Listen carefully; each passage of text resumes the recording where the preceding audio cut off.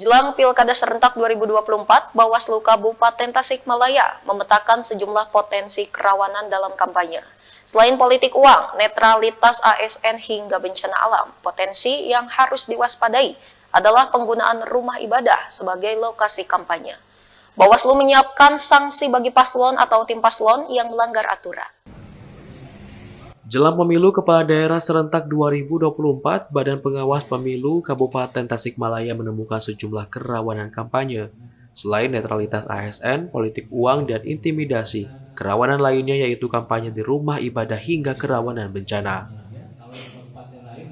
Bawaslu mewanti-wanti terkait kerawanan kampanye di tempat ibadah, apalagi adanya perbedaan sanksi bila terbukti, yakni untuk calon bupati dan wakilnya menanti sanksi pidana dan diskualifikasi, sedangkan untuk calon gubernur dan wakilnya hanya administrasi.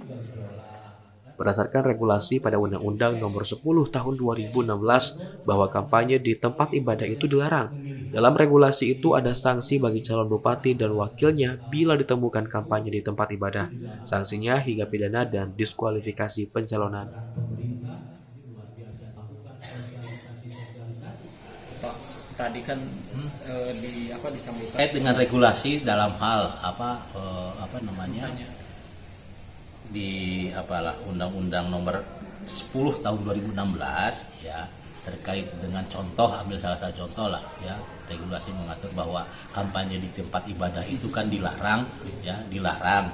Terus untuk dilarangnya itu tidak boleh lah, tetapi kan ancaman pidananya hanya berlaku untuk bupati saja, wali kota saja. Sementara ancaman pidana kepada gubernur tidak ada. Nah, ini kan menjadi polemik, juga bisa menimbulkan pertanyaan di masyarakat. Padahal jelas di undang-undang itu bahwa kampanye di tempat ibadah itu dilarang. Tetapi kan dilarang itu kan kalau tidak ada sanksinya, ya seperti apa? Gitu. Dan itu paling ya. Selain itu, kerawanan dalam pilkada yang dipetakan oleh Bawaslu yakni netralitas ASN. Aparat negara dilarang ikut mengkampanyekan dan jadi tim sukses calon bupati atau wakil bupati walaupun tidak jarang merupakan petahana. Fajar Faldir